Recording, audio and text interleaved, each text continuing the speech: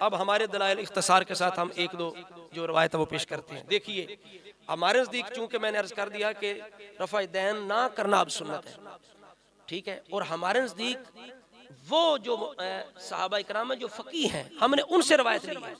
हज़रत अब्दुल्ला बिन मसऊद रज़ी अल्लाह ताला ये फ़कीह सहाबी हैं, और यहाँ ये याद रखें कि अब्दुल्ला बिन उमर से अगर ये रवायत है ना रफ़ा दैन करने वाली, तो रफ़ा दैन ना करने वाली भी रवायत है।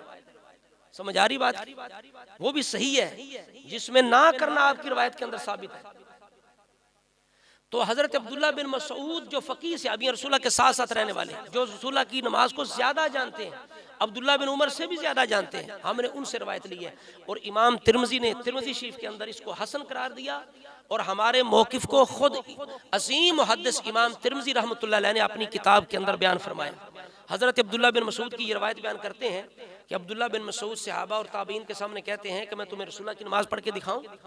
तो आपने जब जनाब नमाज शुरू की तो फलम यरफा यदैहि इल्ला फी अव्वल मर्रतिन, आपने सिवाय पहली दफा तकबीर तहरीमा के अलावा पूरी नमाज में हाथ दोबारा नहीं उठाए, सहाबा के सामने ताबईन के सामने, अब्दुल्ला बिन मसऊद ने। और इसकी अलबानी ने तसहीह की है, और कई उलमा ने मुहद्दिसीन ने इसको सही करार दिया है, हसन कईयों ने करार दिया है, और कोई इसे ज़ईफ साबित नहीं कर सकता। जो सुफियान सौरी की तदरीस कहते हैं, तो इसके उलमा अहले सुन्नत ने मुंह तोड़ जवाब दिए हैं कि आप उस दर्जे के मुदल्लिस नहीं है कि जिनसे आने वाली रवायत जो है वो ज़ईफ होगी, बल्कि आप दर्जा सानिया के मुदल्लिस हैं, दर्जा सानिया के।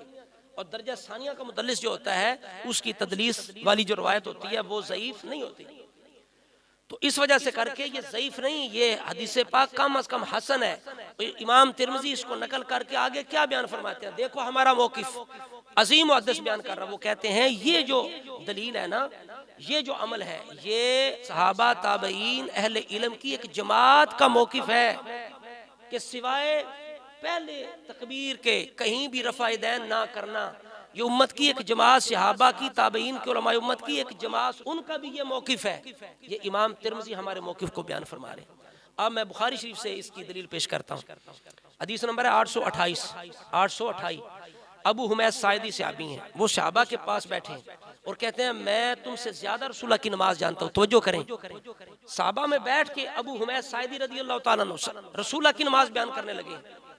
अब वो बयान करते हैं और उसके अंदर जनाब वो सिर्फ पहली दफा रफ़ा दैन का जिक्र करते हैं, रुकू का भी जिक्र करते हैं, रुकू जाके किस तरह हाथ रखने हैं, यानी ऊपर हाथ घुटनों को पकड़ना उसका भी जिक्र करते हैं, पुष्ट को सीधा करने का भी जिक्र करते हैं, सईदों के अंदर हाथ कैसे रखने हैं, पाँव कैसे रखने हैं उनका भी जिक्र करते हैं, और कादा में बैठना उसका भी जिक्र करते हैं।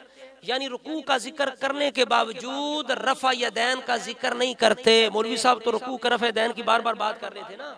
अब बताइए जो कहते हो कि जनाब रसूलुल्लाह ने एक नमाज भी रफ़ा यदैन के बगैर नहीं पढ़ी, सहाबी ने तो जिक्र ही नहीं किया, सहाबी ने तो जिक्र ही नहीं किया, रुकू का जिक्र करके भी रफ़ा यदैन का जिक्र नहीं किया।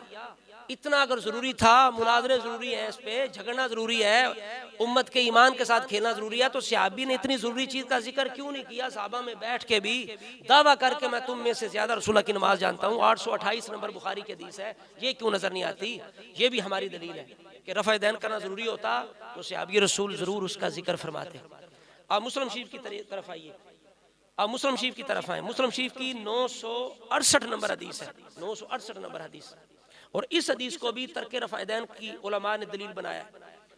हज़रत जाबिर बिन समरा रज़ी अल्लाह ताला अन्हु आप फरमाते हैं, आप कहते हैं खरज अलैना रसूलुल्लाह एक दिन हमारे पास आए, फ़क़ाला मा लिया अराकुम राफ़ई ऐदीकुम, आपने फरमाया मैं क्या देख रहा हूँ, तुम अपने हाथों को बुलंद कर, राफ़ई ऐदीकुम रफ़ा यदैन कर रहे हो, बोलिए रफ़ा यदैन कर रहे हो। तवज्जो फरमाएं, आगे क्या फरमाया, कअन्नहा अज़नाबु खैरिन शुमसिन, जिस तरह सरकश घोड़े जो हैं वो हरकतें करते हैं। आगे फरमा उसकुनु फिस्सलाह, नमाज में सुकून इख्तियार करो, नमाज में सुकून इख्तियार करो। अब रसूलुल्लाह ने रफ़ा दैन के मुकाबले में सुकून का जिक्र फरमाया और फी फरमाया, पूरी जो नमाज है वो ज़रफ़ हो गई, पूरी नमाज में सुकून करो। किस चीज़ से? रफ़ा यदैन तरक करके, अब किसी जगह भी रफ़ा यदैन ना रहा। रसूल ने रफ़ा यदैन का रद्द करते हुए, मना करते हुए साथ फरमा उस्कुनु फिस्सला, पूरी नमाज में सुकून इख्तियार करो। लिहाजा पता चला कि यही नमाज खुशू जो अल्लाह ताला फरमाता है, खुशू जो वाले हैं वो निजात पाएंगे। रसूल भी फरमाते हैं खुशू इख्तियार करो। तो इस वजह से करके अब खुशू वाली नमाज उनकी है जो रफ़ा यदैन नहीं करते, सुकून वाली नमाज उनकी है जो रफ़ा यदैन नहीं करते। अब अल्फाज है राफ़ई ऐदीकुम, तुम अपने हाथों को बुलंद कर रहे हो, तो फरमाया उस्कुनु फिस्सला, नमाज के अंदर सुकून इख्तियार करो। लिहाजा इस हदीस पाक के अंदर रसूला ने रफ़ा यदैन करने से, नमाज के अंदर हाथ उठाने से मना फरमा दिया। अब यहाँ भी डंडी मारते हैं, ये जी वो सलाम के वक़्त हाथ उठाना है, तो वो अलग वाक़या है, ये अलग वाक़या है। याद रखें इसका मतन भी अलग है, इसकी सनद भी अलग है। रावी एक होने से दो वाक़े एक नहीं हो जाते, याद रखें। और यहाँ बिल्कुल वाज़े तौर पर उस्कुनु फिस्सला का लफ्ज़ भी है और राफ़ई ऐदीकुम के लफाज हैं, और मुहद्दिसीन ने इसको दलील भी बनाया है। ये मैंने तीसरी दलील जो है ये पेश की है तर्क रफ़ा यदैन की।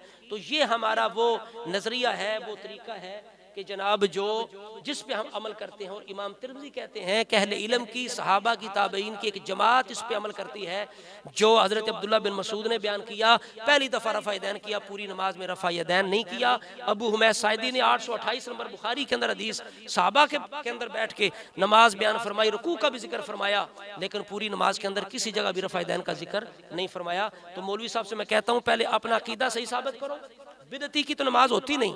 दूसरा, तुमने जो ये दावा किया कि रसूलुल्लाह की एक नमाज एक रकत भी बगैर रफ़ा यदैन के नहीं, इस पे दलील पेश करो। अगर पेश कर दो, एक नहीं जितनी भी गाड़ियां मांगोगे हम देने के लिए तैयार हैं, नहीं तो लोगों के ईमान के साथ खेलना छोड़ दो। किसी ने सच कहा कि बे इश्क़ नबी जो भी पढ़ते हैं बुखारी, आता है बुखार उनको बुखारी।